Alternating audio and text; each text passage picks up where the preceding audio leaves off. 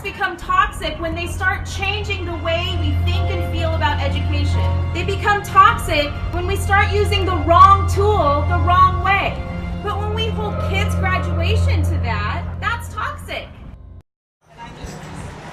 We come to this gathering today because our conscience leaves us no other choice.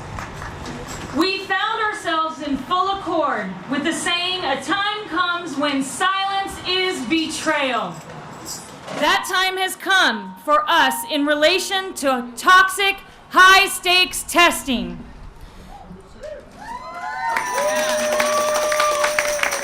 The truth of these words is beyond doubt, but the mission to which they call us is a most difficult one.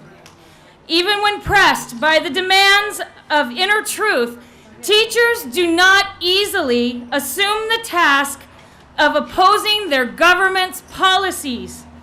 Nor does the human spirit move without great difficulty against all the apathy of conformist thought within one's own conscience. Moreover, when the issues at hand seem as perplexing as they often do in the case of dreadful policies, we are always on the verge of being mesmerized by uncertainty. But we must move on. Some of us who have already begun to break the silence have found that the calling to speak is often a vocation of agony. But we must speak for our students. We must speak with all the humility that is appropriate to our vision, and we must speak. For we are deeply in need of a new way beyond the darkness that seems to perpetuate the message that our schools are failing. Over the past 5 years, we have moved to break the betrayal of our own silences and to speak from the burnings of our hearts, as we have called for radical departures from failed education policies. Many people have questioned us about the wisdom of our path. At the heart of their concerns, this query looms large and loud. Why are you speaking about the high-stakes testing? Why are you joining the voices of dissent? Indeed, their questions suggest that they don't know the world in which our students live. Perhaps a more tragic recognition of reality took place when it became clear to us that the toxic testing is doing something even more unconscionable. It is devastating the joy of learning and dashing the dreams of our students.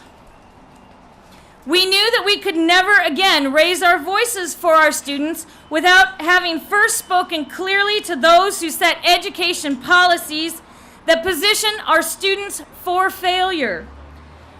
For the sake of these students, we cannot be silent.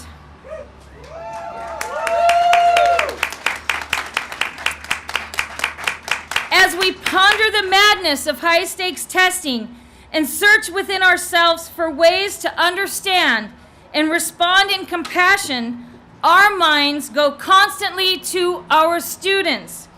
We speak now simply of the children who have been living under the curse of high-stakes testing for over a decade now. We think of them because it is clear to us that there will be no meaningful solution until some attempt is made to know them and hear their broken cries, and respond by ending the high-stakes testing. Yes.